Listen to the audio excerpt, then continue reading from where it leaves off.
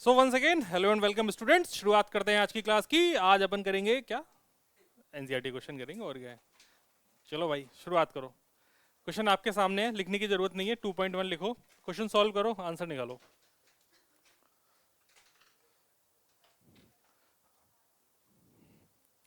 करना आपको है ना, सारे क्वेश्चन आपको ही करने हैं। नहीं, क्वेश्चन नहीं लिखना। एनसीईआरटी में लिखा है ना सब क्वेश्चन। उतनी देर में मैं 4 क्वेश्चन एक्स्ट्रा नहीं कराऊंगा।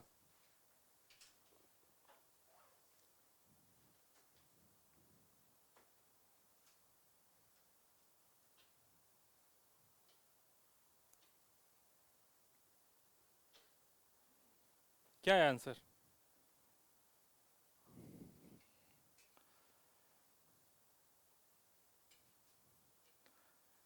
2 पॉइंट आ रहे होंगे यहाँ पे भी।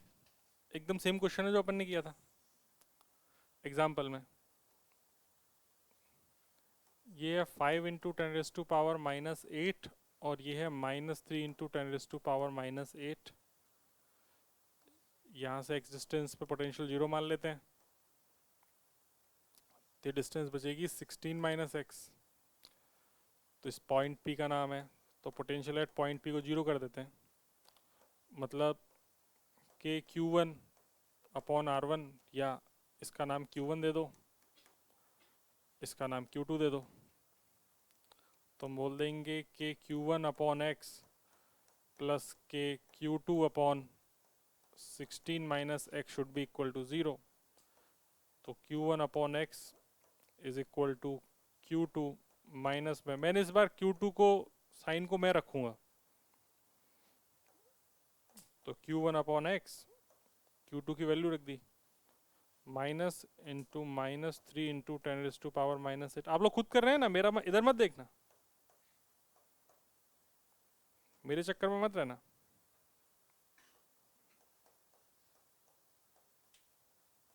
डिवाइडेड बाई x, इससे कट गया,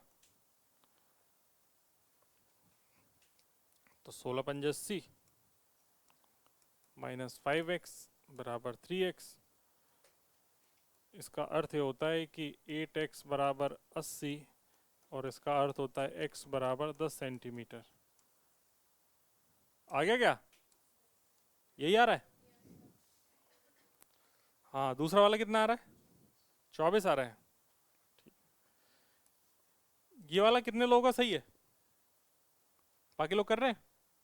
करो करो।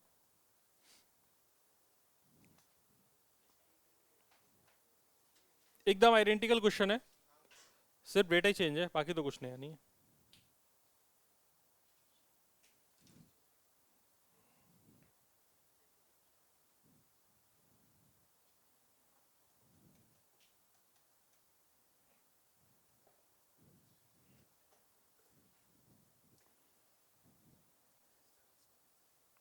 मैं तो ठीक हूँ। वेयर इज करण?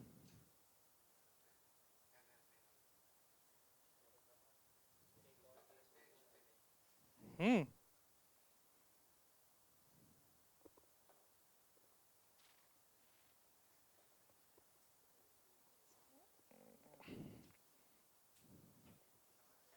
कितना है तेरा आंसर?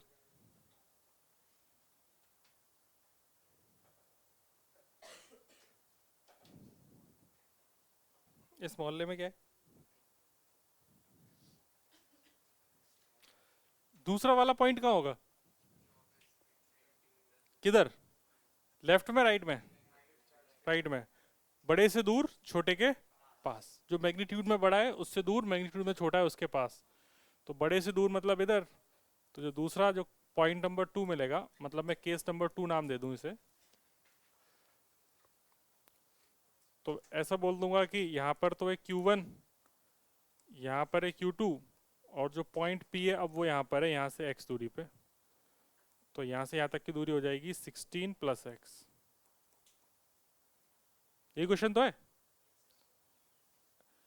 तो Q1 है जो तुम्हारे पास, कितना था उधर लिख रखा है, Q2 भी उधर लिख रखा है। तो potential at point P should be equal to 0। Board में जरा देखना एक बार कि Q1 की वैल्यू में सीधा डाल रहा हूँ, 5 × 10⁻⁻8 अपॉन 16 प्लस एक्स। कोई प्रॉब्लम है क्या तुम्हें इससे? फिर मैं दूसरे वाली वैल्यू भी डाल दे रहा हूँ, -3 × 10⁻⁻8 Q2 की, अपॉन यहाँ से दूरी कितनी है x, this should be equal to 0। इसको अगेन सॉल्व कर लिया होगा तो k × 5 × 10⁻⁻8 divided by 16 plus x, ये इधर जाएगा तो प्लस का हो जाएगा, 3k × 10⁻⁻8 डिवाइडेड बाई एक्स, के से के मर गया, 10⁻⁻8 मर गया। इसको सॉल्व कर लिया होगा क्रॉस मल्टीप्लाई करके, तो 5x is equal to 16×3 = 48 plus 3x मतलब 2x बराबर 48, मतलब x बराबर 24 सेंटीमीटर। 24 सेंटीमीटर कहाँ से है, Q1 से या Q2 से? Q2 से, तो ये हो जाएगा फ्रॉम Q2। और ये जो पहले वाले केस में जो आया था, ये 10 सेंटीमीटर x कहाँ से था, Q1 से या Q2 से? Q1 से, तो ये है फ्रॉम Q1। ओके, इसमें किसी को कोई डाउट है क्या? एकदम आइडेंटिकल क्वेश्चन था। कितने लोगों से हो गया, हाथ उठाओ। हाँ नहीं, ऑलमोस्ट नहीं, हाँ ऑलमोस्ट हो गया। बताओ कितने लोगों से हो गया, हाथ उठाओ। कितने लोगों से नहीं हुआ वो लोग हाथ उठाओ, शर्मा मत, उठाओ हाथ उठाओ। और कौन, और किससे नहीं हुआ? बता क्या गलती करी सौंदर्या, क्या नहीं हुआ? डायग्राम में अभी समझ आया, क्लियर है? ठीक है, अब अगर तुझसे बोला जाए तू कर लेगी बिना देखे? एक बार देख के तो कर लेगी ना? ठीक है, क्योंकि ना ये बेसिक चीजें हैं जो भी अपन कर रहे हैं ना, बहुत बेसिक है। यहाँ पर पोटेंशियल मैंने इस पी पॉइंट पी पे पोटेंशियल मैंने इन दोनों की वजह से लिख के 0 कर दिया। सिमिलरली यहाँ पर ये पी पॉइंट माना तो यहाँ पर इन दोनों की वजह से पोटेंशियल लिख के 0 कर दिया। कोई महान काम थोड़ी किया है अपन ने। ओके, इजी क्वेश्चन है। अगला करेंगे, करो। हाथ पर चलाने हैं बेटा, गलतियां मैं बताता रहूंगा।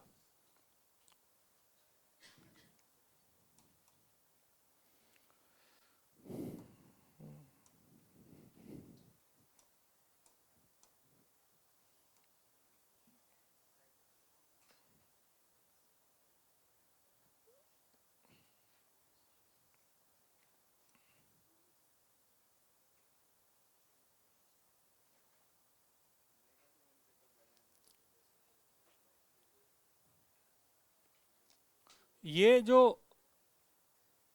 मिली लिखा है ना, ये मिली नहीं है, इट इज माइक्रो। ये 5 माइक्रोकूलम है, ये मिली नहीं है, माइक्रोकूलम। वो फॉन्ट चेंज हुआ है।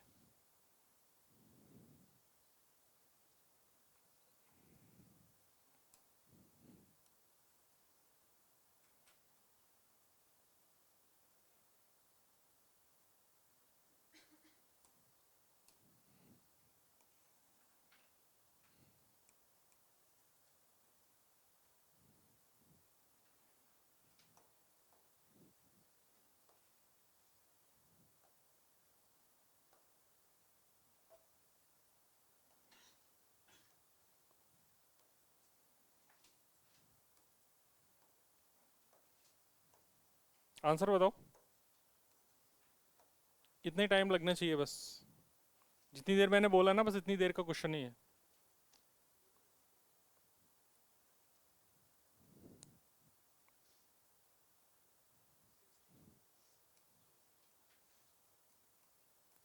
ऊपर पोटेंशियल चाहिए अपने को, निकालो कितनी होती है। मुझे तो वैसे याद है एल होती है, बाकी तुम लोग बताओ कितनी होती है।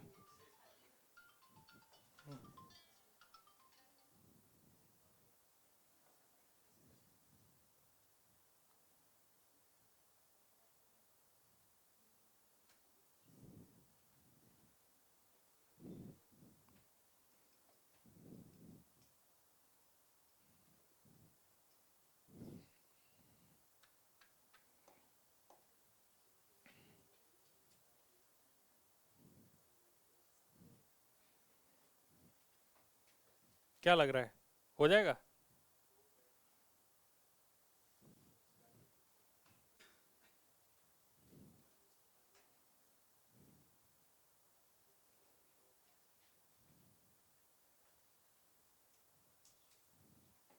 एकदम इजी क्वेश्चन है। जिन लोगों को नहीं पता, अगर रेगुलर हेक्सागन है तो जो इसकी ये साइड एल है, तो ये सब भी एल एल होता है। ये एंगल 60 है, ये भी 60 होता है, ये भी 60 होता है। तो इसका मतलब जितनी भी साइड है सब कुछ एल है यहाँ पे। ओके। तो अगर मैं तुमसे बोल रहा हूँ कि एक चार्ज की वजह से सेंटर पे बताओ, तो एक चार्ज की वजह से कितना पोटेंशियल होगा सेंटर पे? के क्यू बाई आर। आर की जगह क्या है, एल, तो कितना हो जाएगा, के क्यू बाई एल। ऐसे कितने चार्ज हैं, कितना हो गया, 6 के क्यू बाई, खत्म। तो ऊपर कितना आ गया, 6 के क्यू बाई एल। तो 6 की जगह डाल देंगे 9 × 10⁻⁹ क्यू की जगह कितना डाल देंगे, 5 × 10⁻⁻⁶। और एल कितना है, 10 सेंटीमीटर, मतलब 10 × 10⁻⁻2 मीटर में डाल दिया। ओके। तो कितना आ रहा है, 2.7 × 10⁻⁶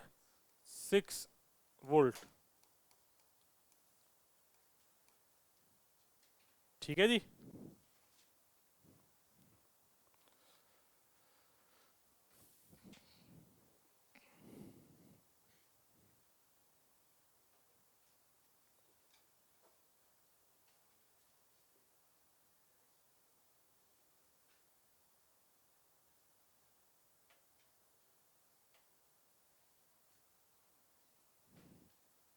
आगे बढ़े। गलत कैलकुलेशन कर दी क्या? कितने लोगों का आंसर सही है, हाथ उठाओ। ये कैसे गलत हो गया भाई इसका आंसर? फॉर्मूला नहीं याद था, पॉइंट चार्ज की वजह से आर डिस्टेंस पे पोटेंशियल का फॉर्मूला नहीं याद रहा। क्यों?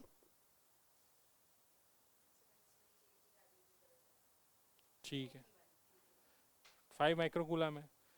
बेसिक गलतियां नहीं करनी भाई, ये एकदम इजी क्वेश्चन है। पॉइंट चार्ज की वजह से आर डिस्टेंस पे पोटेंशियल कितना होता है, के क्यू बाई आर। अगला क्वेश्चन करिए सॉल्व। क्वेश्चन आपके सामने, सॉल्व कीजिए।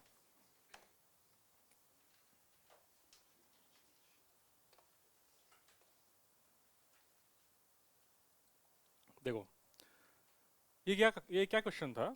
ये कह रहा है कि two charges 2 and -2 microcoulomb are placed at a point A and B 6 centimetre apart। ठीक है भाई, ये 2 माइक्रोकूलम हो गया, या इधर -2 ले लो इधर, ठीक है यार क्या फर्क पड़ रहा है, इधर ऐसा ले लो। बोला identify N equipotential surface of the system. पहली बात तो उसे सिर्फ एक ईपीएस चाहिए, हालांकि ईपीएस तो मल्टीपल होंगी। तुम जितनी चाहे हर इलेक्ट्रिक फील्ड के परपेंडिकुलर कोई भी प्लेन बना दोगे, वो सारे के कोई भी सरफेस बना दोगे, वो सारी ईपीएस ही हैं। उसे एक चाहिए। एक को खोजना अपने आप में अच्छा काम है। इसको खोजने के लिए बेस्ट चीज है कि आप इसको ना एक बार के लिए डायपोल की तरह सोचो।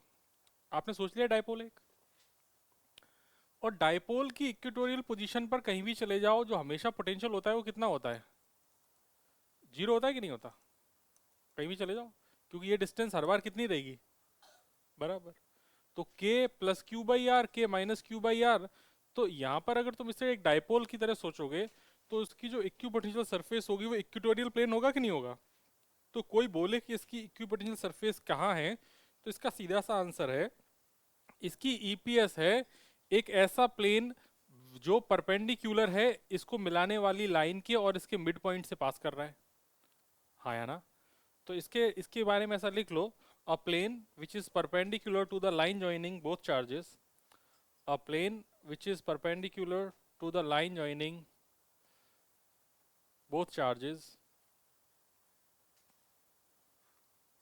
a plane which is perpendicular to the line joining both charges and passing through midpoint, and passing through midpoint, and passing through midpoint,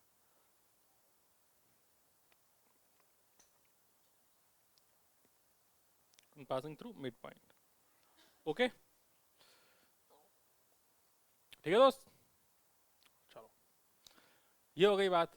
अब वो कह रहा है कि what is the direction of electric field at every point on this surface. ये again dipole जैसी कहानी है, हाँ है ना। इस डायपोल पे इलेक्ट्रिक फील्ड किधर हुआ करता था, याद है क्या तुमको? इधर पी तो इधर हो गया, सही बात है। और इसमें इलेक्ट्रिक फील्ड की डायरेक्शन पी के अपोजिट होती है कि नहीं होती थी? तो इसका मतलब इस सरफेस पर जो इलेक्ट्रिक फील्ड होगा वो सब जगह किधर होगा, अपोजिट टू द पी। तो ऐसे होगा, हाँ है ना। तो डायपोल सोचने मात्र से क्वेश्चन कितना इजी हो गया, ऐसा लग रहा है क्या तुमको? सही बात है। क्या मैं इसको पूरा लिखूं या फिर आप समझ गए? समझ गए। तो इसको ऐसा लिख सकते हैं, what is the direction of electric field at every point on this surface. तो इसका डायरेक्शन है, कैसे लिखोगे इसका डायरेक्शन? अच्छा, इसका नाम आपने ए रख दिया, अच्छा दे रखा है, इसका नाम बी रख दिया। हाँ, डायरेक्शन लिख दो ए टू बी, परफेक्ट, ये अच्छा है। डायरेक्शन लिख दो ए टू बी। क्या ये वाला पॉइंट याद है तुमको जो मैंने बताया कि जो इलेक्ट्रिक फील्ड होता है इक्वेटोरियल प्लेन में, वो पी के अपोजिट होता है। इसका डायपोल के लिए फॉर्मूला था minus K P by R Q. पापियों याद है कि नहीं है? तुम मेरा मोटिवेशन डाउन मत करो, याद है वो डेरिवेशन? इन दोनों का कंपोनेंट इधर आया था, ये दोनों कट गए थे, तो ये पी के अपोजिट था कि नहीं था?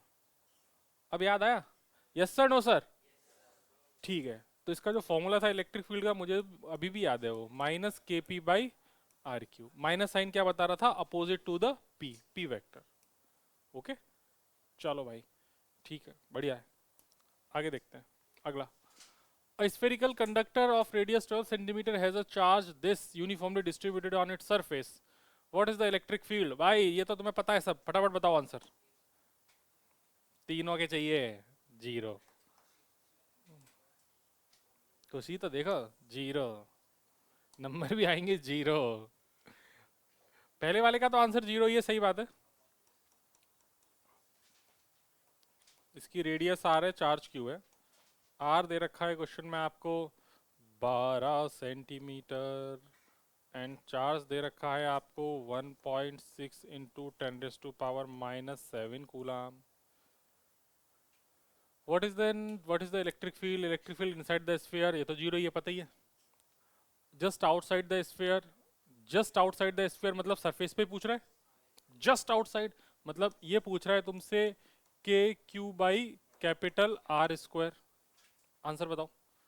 और 18 सेंटीमीटर पे पूछ रहा है, इसका मतलब वो पूछ रहा है K Q by small R square. Value डालो, आंसर निकालो। वैल्यू डालो, आंसर निकालो।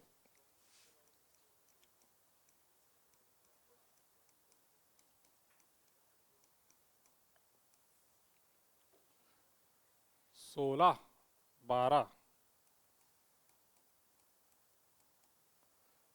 तो भाई ये तो तीन से तो, तीन तिगाड़ा काम बिगाड़ा। 4 चौक 16, 0.4 इंटू, ये हो जाएगा आपके पास आर स्क्वायर होगा ना,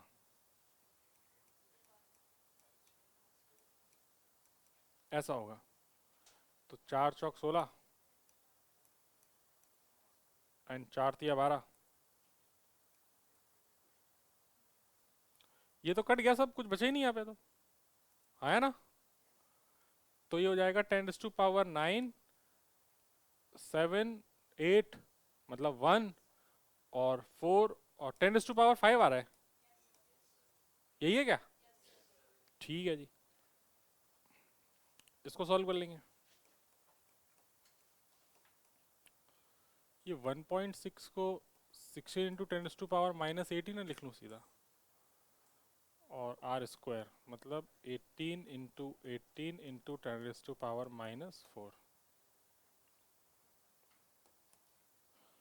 तो 2 8 16, 2 9 18, 9 से 9 कट गया, 2 चौके 8, 2 9 18। तो ये आ रहा है 4/9 इंटू 10⁻⁵। ऐसे ही आ रहा है क्या? तनिष्क, क्या आंसर आ रहा है? पहले का करा था, दूसरे का बताओ। मैच करो, सेम आ रहा है कि नहीं आ रहा है।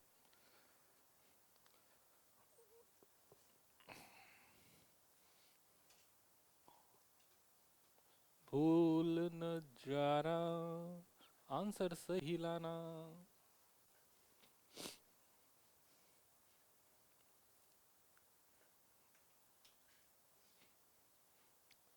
तो शुभम क्या करेगा इतनी बॉडी बना के? जिम जाना बंद कर दे, मोटा हो जाएगा। खाना शुरू कर दे। क्या भी प्रत्युष? हाँ, तो जंक फूड खा ले, मोटा हो जाएगा, उसमें क्या है?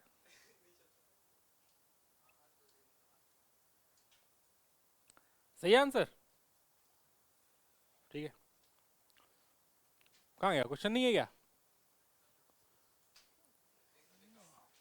कितने? 4 क्वेश्चन ही है?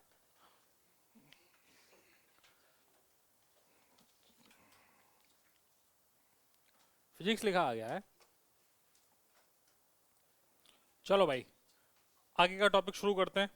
इससे तुम्हें एक चीज समझ में आई होगी कि जितने भी क्वेश्चंस अपने को एनसीईआरटी में दिए हुए हैं ये बहुत ही निम्न लेवल के हैं, जो आसानी से कोई भी बच्चा कर सकता है, जिसे फॉर्मूला याद हो वो, जिसे फॉर्मूला ना भूले वो, है ना? हाँ, तो फॉर्मूला नहीं भूलने हैं।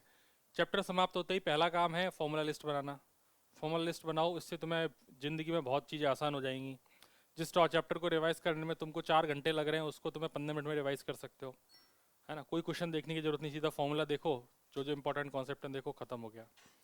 और अपनी कॉपी को इतनी बार पलट लो कि तुम्हें पता हो कि किस पेज पर क्या लिखा है। जितनी कॉपी को जितनी बार पलटोगे तुम्हें यह भी याद रहेगा कि इस वक्त सर ने क्या जोक मारा था। ठीक है, इतना तक याद रहेगा तुम्हें। तो अपनी कॉपी को बार बार पलटो।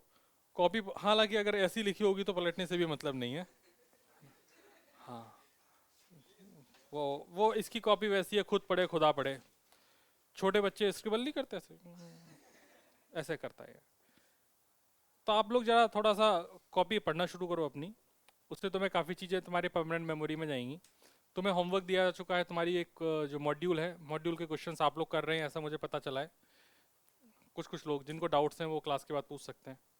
और हम आगे बढ़ते हैं और कहानी लिखते हैं जिसका नाम है कंडक्टर।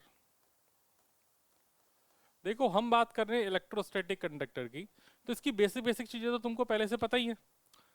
जैसे कि कंडक्टर के चार्ज जो होता है वो हमेशा कंडक्टर की सरफेस पे होता है, कंडक्टर के अंदर कोई भी चार्ज नहीं होता। उसका जो नेट पोटेंशियल होता है, जो सरफेस के अंदर इलेक्ट्रिक फील्ड कितना होता है, 0 होता है। ये सब बातें मैं वापस से लिखा देता हूँ क्योंकि मैं चैप्टर ही एक टॉपिक ही पढ़ा रहा हूँ, तो सारी चीज़ें एक साथ लिखा देता हूँ, लिख लो। पहला पॉइंट,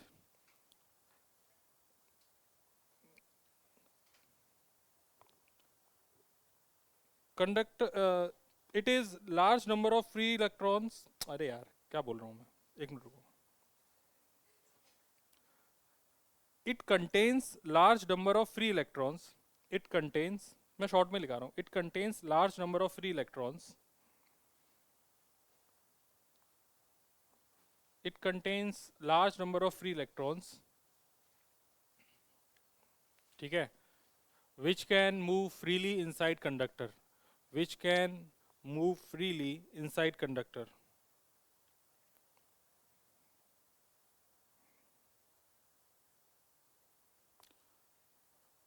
श्रिया नहीं आई? ठीक है, next, charge resides on the surface of conductor, charge resides on the surface of conductor, that's why electric field inside conductor is always 0, that's why electric field inside conductor is always 0, that is that's why electric field inside conductor is always 0। शून्य रहती है, शून्य, शून्य समझते हैं, 0, अंडा। Next, conductor are always equipotential surface, conductors are always equipotential surface, conductors are always equipotential surface.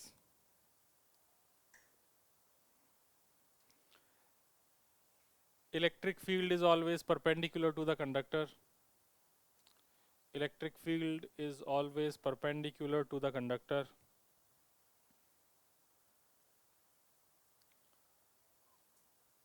Perpendicular to the conductor. ये बात तो शायद मैं पहले भी लिखा चुका हूँ ना, है ना? Next. Field lines never present inside conductor. Field lines never present inside conductor.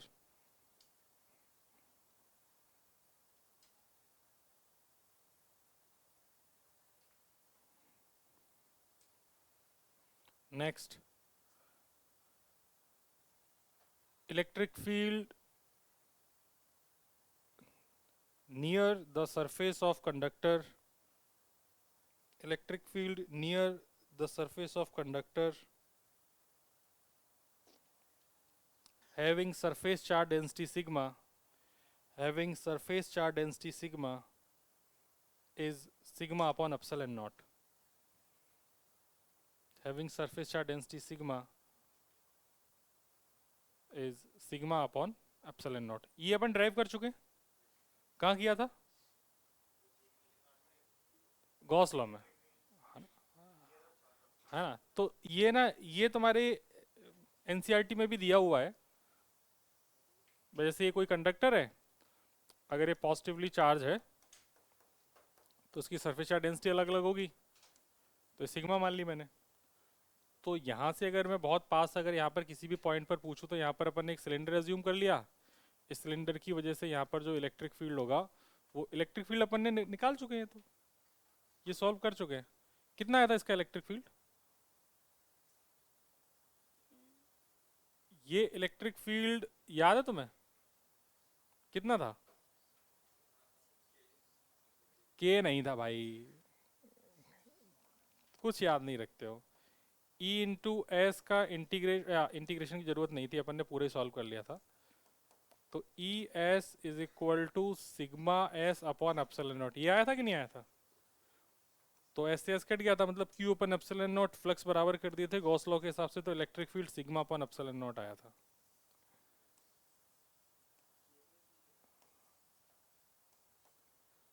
इसका सरफेस एरिया एस लिया था, इसका भी सरफेस एरिया एस लिया था, लेकिन अंदर तो ये कोई इलेक्ट्रिक फील्ड होगा ही नहीं।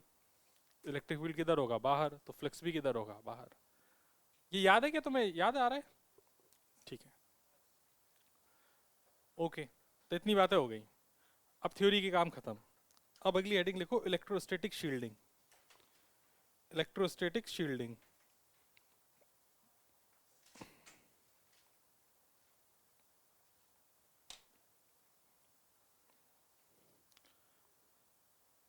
It is protecting a certain region.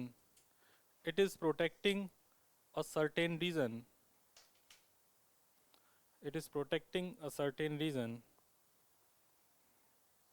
from the effect of electric field. From the effect of electric field.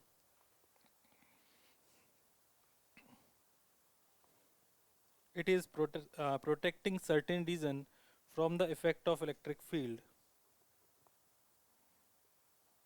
That's why sensitive instruments. That's why sensitive instruments are shielded. Are shielded from external electric influence. That's why sensitive instruments are shielded from external electric influence by enclosing them. By enclosing them. That's why sensitive instruments are shielded from external electric influence by enclosing them in metal box. In metal box.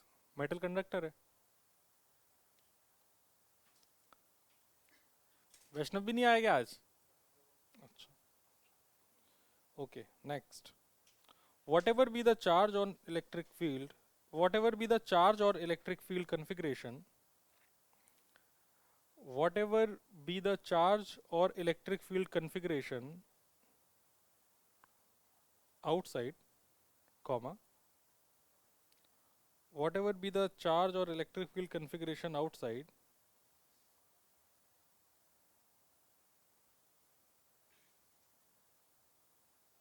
comma, if no charge in cavity, if no charge in cavity, if no charge in cavity,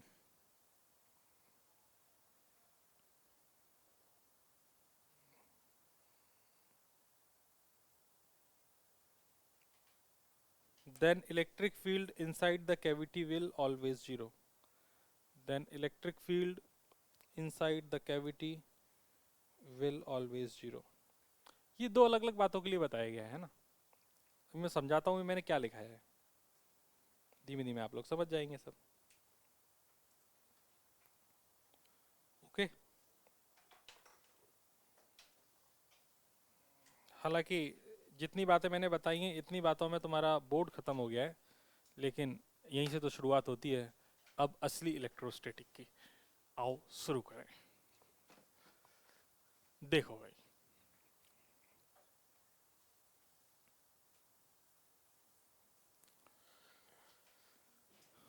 इसमें एक बात ऐसी बोल रखी है सबसे पहले कि कोई एक कंडक्टर है, ठीक है. सुनना भाई कहानी पूरी. ये कंडक्टर में मैंने कोई भी चार्ज दिया, अगर मैं कोई भी चार्ज दूंगा तो पूरे का पूरा चार्ज इसकी सरफेस पर जाएगा. सर्च कंडक्टर तो सॉलिड था, तो अगर चार्ज इसको अंदर देंगे तो क्या होगा, तो भी चार्ज फ्लो के बाहर चला जाएगा. चार्ज तब तक बाहर जाएगा जब तक कि वो कंडक्टर की आउटर सरफेस पर ना आ जाए.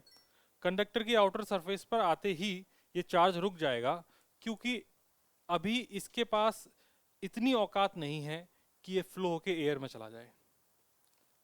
ठीक है. चार्ज फ्लो होके एयर में भी जाता है, लेकिन जब वो जाता है तो उसको कहते हैं कोरोना डिस्चार्ज. क्या कहते हैं? Corona discharge. तो उस चीज को कहते हैं कोरोना डिस्चार्ज. कोरोना डिस्चार्ज तुम्हें अगर थोड़ा सा भी अगर आइडिया है तो जैसे कोई भी एक बहुत बड़ा चार्ज कंडक्टर है, तो चार्ज कंडक्टर के पास अगर तुम थोड़ा सा देखो तो एयर में उसमें से थोड़ी इलेक्ट्रिसिटी कंडक्ट होती है. जब चार्ज फ्लो होता है तो स्पार्किंग होने लगती है. अगर जैसे कोई भी कंडक्टर इस तरीके से एकदम शार्प कॉर्नर होगा कि किसी भी कंडक्टर में, तो शार्प कॉर्नर पे क्या है कि चार्ज बहुत ज़्यादा अकमलेट हो जाएगा. चार्ज बहुत ज़्यादा अकमलेट क्यों होगा, इसके पीछे का भी रीज़न है. तुमने पढ़ा था सिग्मा होता है चार्ज अपॉन एरिया.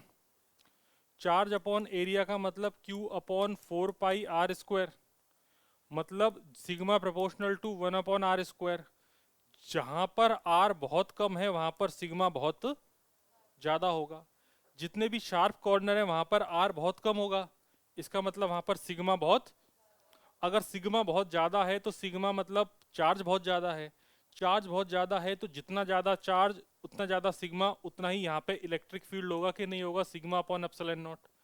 और अगर electric field sigma upon epsilon not है, अगर ये इलेक्ट्रिक फील्ड एयर की जो स्ट्रेंथ होती है ब्रेक डाउन स्ट्रेंथ, अगर उसके ज्यादा हुआ, अगर ये इलेक्ट्रिक फील्ड एयर की ब्रेक डाउन स्ट्रेंथ से ज्यादा हुआ, तो ये जो चार्ज है ना अभी हवा में फ्लो होना शुरू हो जाएगा. और एक बार चार्ज अगर हवा में फ्लो होना शुरू हुआ तो यहाँ पे स्पार्किंग होगी. और इसीलिए तुमने देखा होगा कि जैसे कोई भी अगर हाई टेंशन वायर जा रहा हो, कुछ भी जा रहा हो, या बहुत कोई चार्ज चीज हो, उसके पास कोई भी हल्की चीज लेके आओ तो स्पार्किंग होती है. वो इसीलिए होती है. इस घटना को एक चार्ज कंडक्टर के जो चार्ज है उसका हवा में फैलना, इस घटना को कोरोना डिस्चार्ज के नाम से जाना जाता है. किस नाम से जाना जाता है? Corona discharge. हालांकि अभी है कि नहीं है तुम्हारे एनसीईआरटी में, मुझे देखा नहीं मैंने, मुझे लगता है कि ये नहीं होगा, है ना. सुनाएगा? हाँ तो नहीं है फिर. ऐसे ज्ञान की बातें तुम तो सुनते जाओ, मजा आएगा. ज्ञान की एक मजा आया इस बात में, है ना, और मजे लेते हैं. तो ये तो है भाई शार्प कॉर्नर्स की बात. तो हम शार्प कॉर्नर्स की तो बात अभी कर नहीं रहे, ये तो अलग गेम है. अब तुमने चार्ज किया तो पूरे पूरा चार्ज है, तो भैया यहाँ पर अंदर इलेक्ट्रिक फील्ड कितना है? जीरो. क्या सरफेस पे इलेक्ट्रिक फील्ड जीरो होगा? तो इसका आंसर है सरफेस पे इलेक्ट्रिक फील्ड जीरो नहीं होगा. सरफेस का जो पोटेंशियल होगा, ये पोटेंशियल जीरो होगा या नॉन जीरो होगा? तो इसका आंसर है पोटेंशियल नॉन जीरो.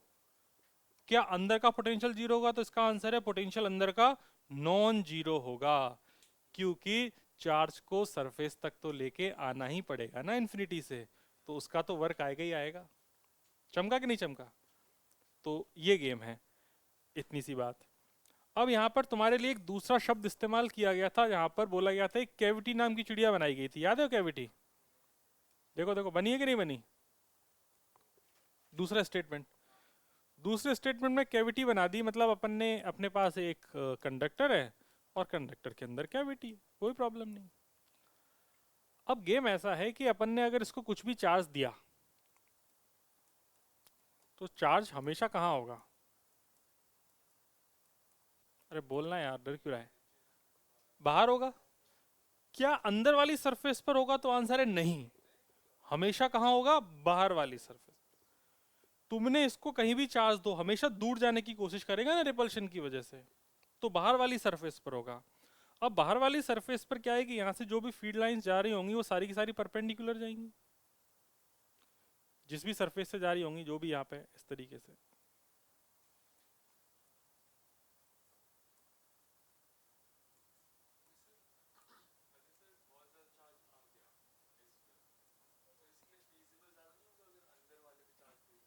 कभी नहीं आएगा, कभी भी, कभी भी, कभी भी नहीं आएगा। समझ गए? तो जो भी चार्ज है वो किधर रहेगा? हमेशा बाहर। अब क्या गेम है कि अब तुम कुछ भी सिचुएशन ले आओ, क्या अंदर कैविटी में कभी भी कोई इलेक्ट्रिक फील्ड हो सकता है? जब तक कि यहां पर कोई तुम पॉइंट चार्ज ना रख दो। इसी बात को अपन ने स्टेटमेंट में बोला है, दूसरा स्टेटमेंट पढ़ो। ये लिखा है कि नहीं लिखा है ना? दूसरी कहानी सुन। इस कंडक्टर को उठा के लेके गया मैं, ऐसे देखो मजेदार चीजें हैं। ये कंडक्टर है, इसके अंदर कैविटी है। अब एक बाहर इलेक्ट्रिक फील्ड था, ये बाहर इलेक्ट्रिक फील्ड में अपन ने इस कंडक्टर को रख दिया, तो होगा क्या इसके बारे में विचार करते हैं। तो जैसे ही इलेक्ट्रिक फील्ड इधर आएगा तो सारे के सारे जो भी पॉजिटिव चार्ज हैं, इन नल्ले पॉजिटिव चार्जों को ये इधर फेंक देगा। तुम समझे मैं क्या बोल रहा हूं? क्योंकि इलेक्ट्रिक फील्ड की डायरेक्शन में पॉजिटिव चार्ज आएंगे, नेगेटिव चार्ज को इसके अपोजिट फेंक देगा, मतलब नेगेटिव चार्ज इधर आ जाएंगे। ऐसा होगा कि नहीं होगा? लेकिन इतना होने के बाद भी क्या कैविटी में कुछ होगा क्या? बाहर भले ही इलेक्ट्रिक फील्ड है, लेकिन कैविटी के अंदर अभी भी इलेक्ट्रिक फील्ड कितना होगा? जीरो। अब तुम इस बात से कोई फर्क नहीं पड़ रहा कि तुमने बाहर कितना भी इलेक्ट्रिक फील्ड लगा दिया है, यहां पर ये फील्ड लाइंस ऐसे एंटर करेगी और यहां से ऐसे एग्जिट कर जाएगी, परपेंडिकुलर ही एंटर करेगी, परपेंडिकुलर ही एग्जिट करेगी।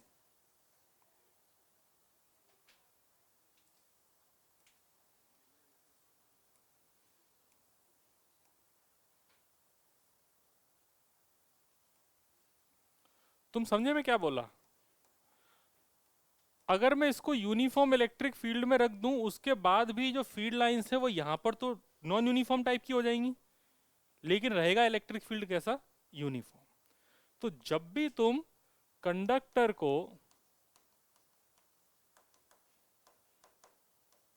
इलेक्ट्रिक फील्ड में रखोगे तो इस तरीके की सिचुएशन होगी, कुछ भी कर लो ये इलेक्ट्रिक फील्ड इसके अंदर वाले कैविटी वाले पोर्शन में एंटर नहीं कर सकता है। अब तुम जिन चीजों को बचाना चाहते हो,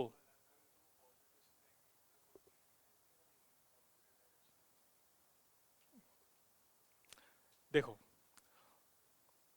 ये जो निगेटिव है, इस निगेटिव की वजह से जो फीड लाइंस है ना वो इसी के साथ अकोमोडेट हुई हैं, इसीलिए फीड लाइंस इधर टेढ़ी हुई हैं। यहां पर ये जो फीड लाइंस यहां से बाहर जा रही हैं वो इन्हीं पॉजिटिव की वजह से जा रही हैं, जो कि इसकी बात को यहां पर जस्टिफाई कर रही हैं। ये आपस में अलग अलग नहीं है, समझा बात को? तो इतनी बात है। अब गेम क्या है कि यहां पर जो फीड लाइंस हैं, ये फीड लाइंस मैंने बाहर ही बनाई है, कंडक्टर के अंदर फीड लाइंस हो नहीं सकती, तो यहां पर भी इलेक्ट्रिक फील्ड जीरो है, यहां पर भी इलेक्ट्रिक फील्ड जीरो है। अब तुम्हें कोई भी एक सामान लेके जाना है जिसे तुम चाहते हो कि वो एक्सटर्नल इलेक्ट्रिक फील्ड से बच जाए, तुम उस सामान को कहाँ रख दो? कैविटी के अंदर। इसीलिए मेटल बॉक्स के अंदर जितने भी सेंसिटिव इंस्ट्रूमेंट उनको रखा जाता है, क्योंकि मेटल एक कैसा है, कंडक्टर है। बाहर से तुम कोई भी इलेक्ट्रिक फील्ड गुजार दो, इलेक्ट्रिक फील्ड गुजारोगे, डब्बे से आएगी, डब्बे से चली जाएगी, डब्बे के अंदर कुछ भी होने वाला नहीं है। ये कैविटी वो डब्बा है। चमकी बात। एक और कहानी, ऐसे मजेदार चीजें हैं भाई। अब तुम्हारा बोर्ड खत्म हो चुका है, अब जेई नीट की शुरुआत होती है।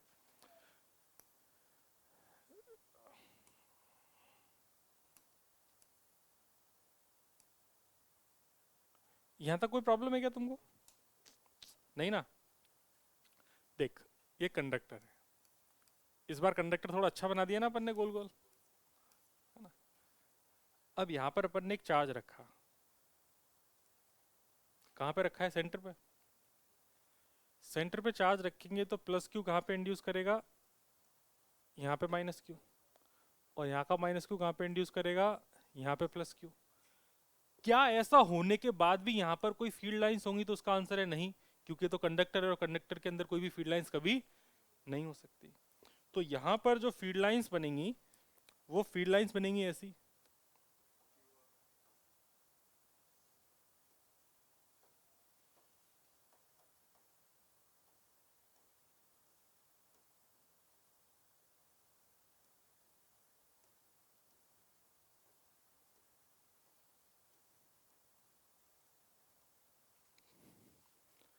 इतना चमक गया? हाँ, यही तो सही तो गेम है। अब तुमने पढ़ा था फील्ड लाइंस डिसकंटिन्यूस नहीं होती, और यहाँ पर तो सर देखो डिसकंटिन्यूस है। क्योंकि तुम इस चीज को अभी तक ये मन में सेट ही नहीं कर पाए कि जो फील्ड लाइंस बन रही हैं वो इस अंदर वाले की वजह से है ही नहीं। जो बाहर वाली फील्ड लाइंस हैं वो इस प्लस क्यू की वजह से हैं, जो यहाँ पर ये इंड्यूस हुआ है। आया बुद्धि में कि नहीं आया? और जो अंदर वाली फील्ड लाइंस हैं वो इस सेंटर वाले चार्ज और इसके अलावा जो यहाँ पर माइनस क्यू इंड्यूस हुआ है उसकी वजह से हैं। इन फील्ड लाइंस का इस चार्ज से लेना देना। ये बाहर वाली फील्ड लाइंस किसकी वजह से हैं? बाहर वाले चार्ज। थोड़ी सी बात समझ में आई? ठीक। अब अगर इसी चीज को मैं और तुम्हें दूसरे लेवल पे और समझाऊं, देखो मजा जीवन में ये पढ़ने का यही है कि आप एक्सट्रीम तक कुछ भी पढ़ सकते हो।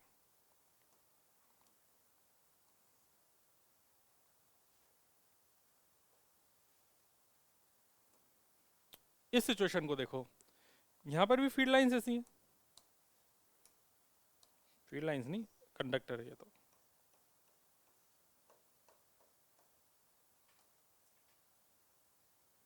इतना कंडक्टर चमक गया। इस बार मैंने चार्ज को, इस बार मैंने चार्ज को ना सेंटर पे ना रख के इधर रख दिया। ठीक है। अब यहां पर तुम एक चीज मुझे मैं तुमसे पूछूं कि ये बाहर वाला डिस्ट्रीब्यूशन यूनिफॉर्म है कि नहीं है, तो इसका आंसर है कि ये एक यूनिफॉर्म डिस्ट्रीब्यूशन है।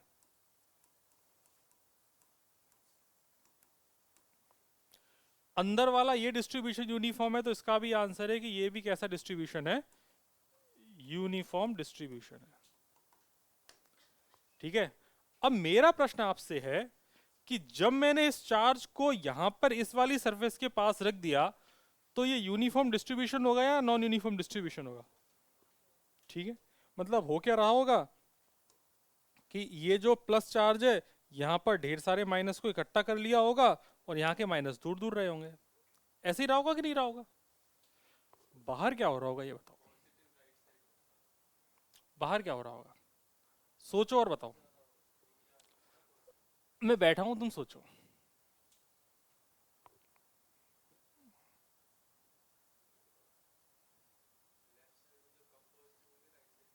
लेफ्ट साइड कम पॉजिटिव होंगे कि ज्यादा पॉजिटिव होंगे? कम क्यों?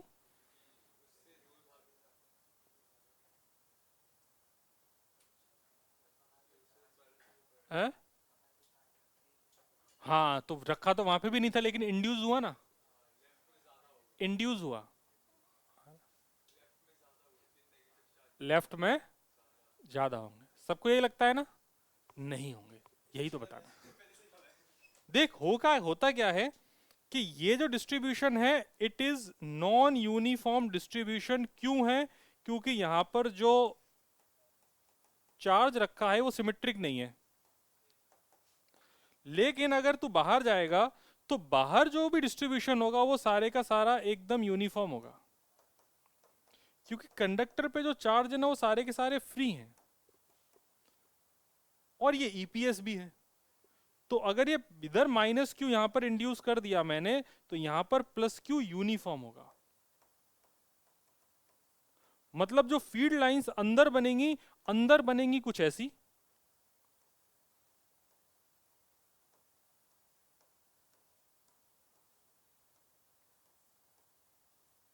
यहां पर डेंस है, वहां पर डेंस नहीं है। 1 2 3 4 5 6 7 8, 2 3 4 5 6 7 8, बाहर वाली यूनिफॉर्म है कि नहीं है? अरे हाँ या ना? क्या अंदर वाली यूनिफॉर्म है? नहीं। क्या तुम इंटरेस्टिंग फिनोमेना समझ रहे हो कि डिस्ट्रीब्यूशन कहीं कुछ अलग है, कहीं कुछ अलग है। कुछ भी हो जाए, अंदर वाले का इफेक्ट बाहर नहीं आता है, बाहर वाले का इफेक्ट, ये है मेन चीज, ये याद रखने जैसी है। अंदर वाले का इफेक्ट बाहर नहीं आता है, बाहर वाले का इफेक्ट अंदर नहीं आता है। याद रख पाओगे? अरे हाँ या ना? ठीक है, तो छापना शुरू करो यहां से। छापो मित्र।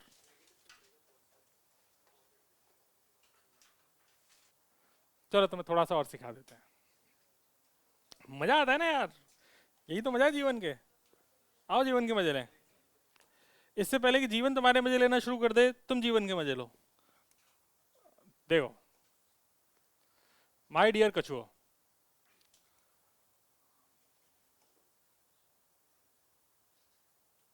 ये तुम्हें देख के क्या लग रहा है? दो कॉन्सेंट्रिक सेल है कि नहीं है? ये दो कॉन्सेंट्रिक स्फीयर है।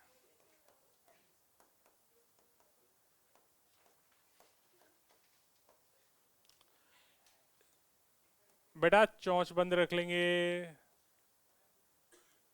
चोंच बंद करके देखो, बड़ा मजा आएगा। तुमको ना इस चार्ज लिखना पहले सिखा देते हैं। चार्ज कैसे लिखा, मतलब पोटेंशियल कैसे लिखा जाता है। अगर ये एक स्फीयर होता तो इसका आंसर के क्यू बाई आर होता सरफेस पे। ठीक है, मैं सबसे पहले कुछ पॉइंट ले रहा हूँ। इस पॉइंट का नाम है ए।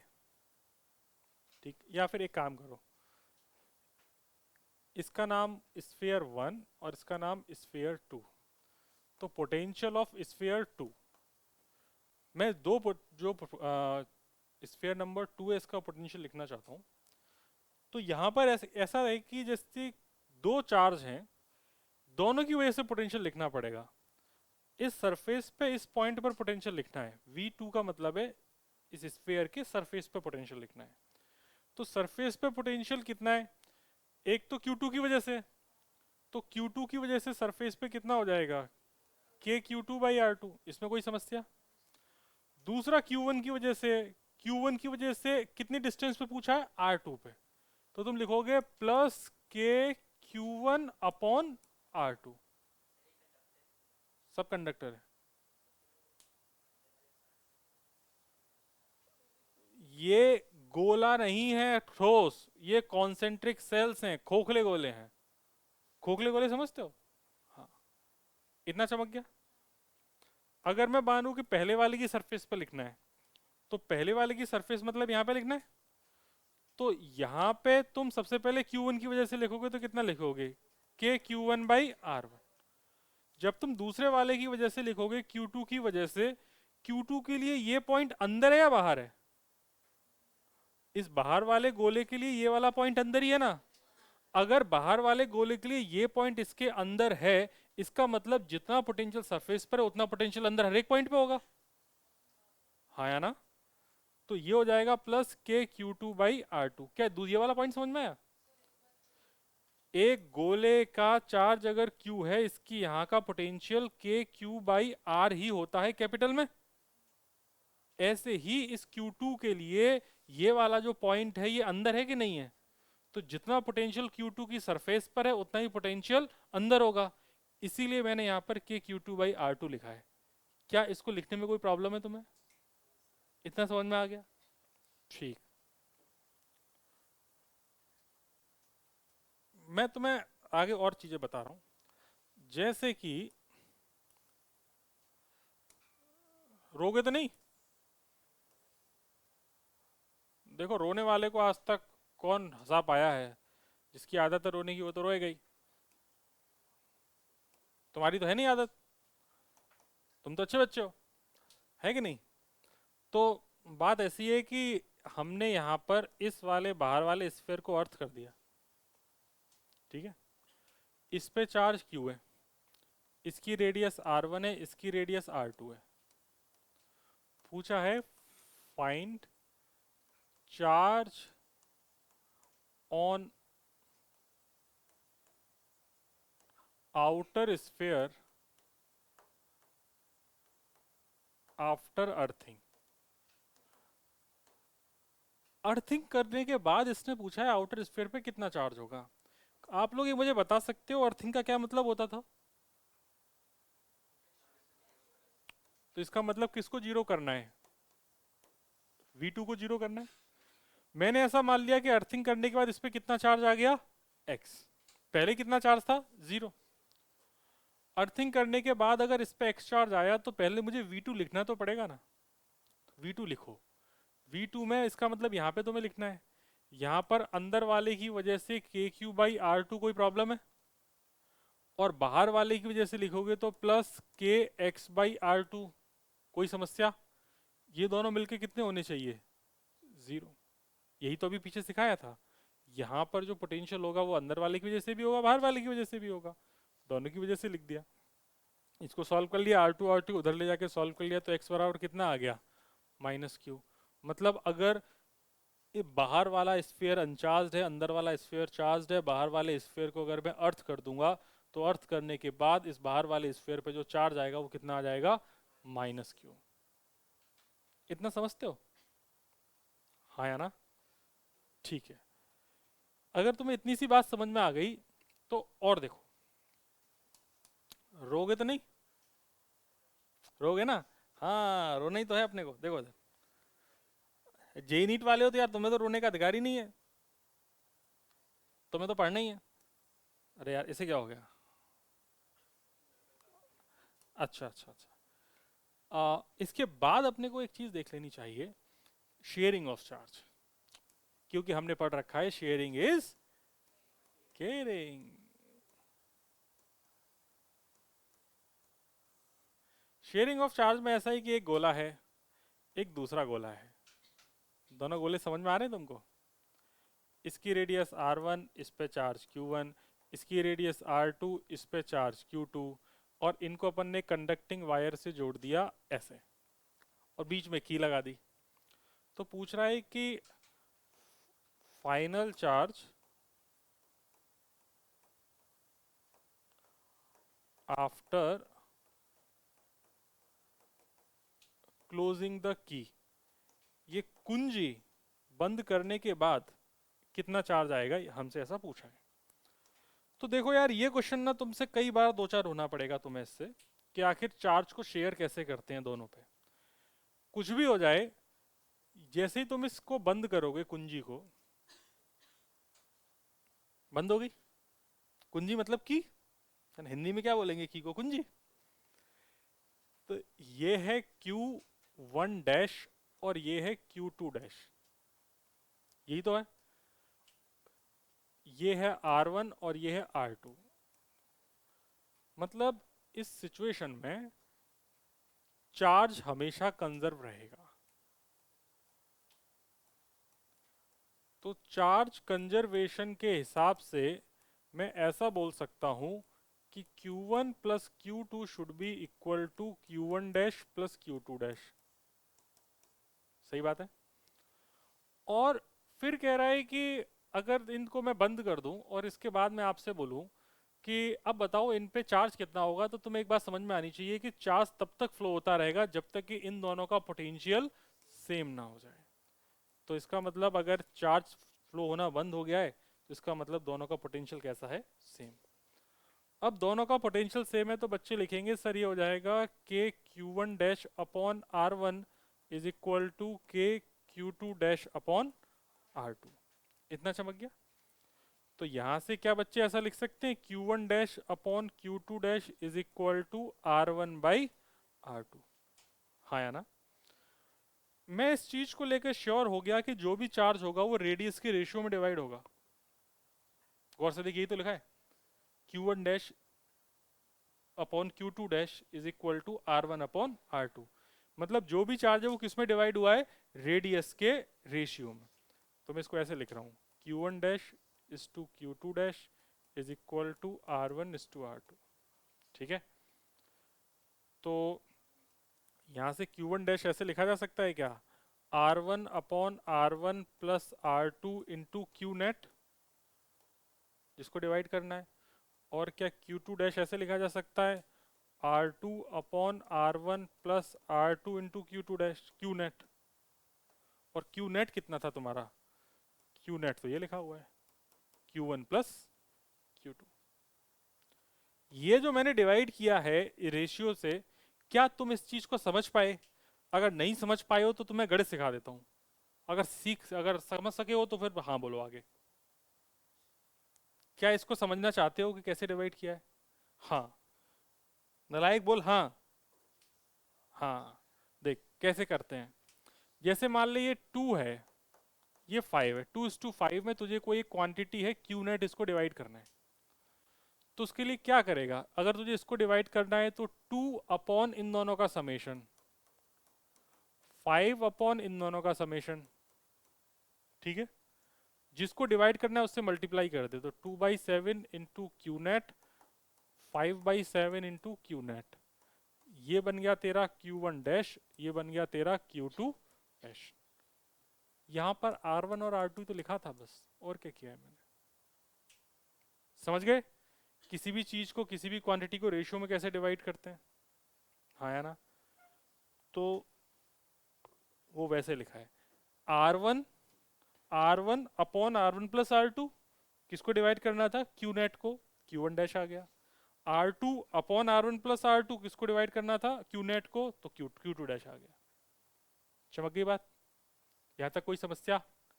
तो ऐसे आप चार्ज को शेयर भी कर सकते हो। और सीखना है क्या? ठीक है, चलो और सीखते हैं। बस इतना ही रखें आज के लिए।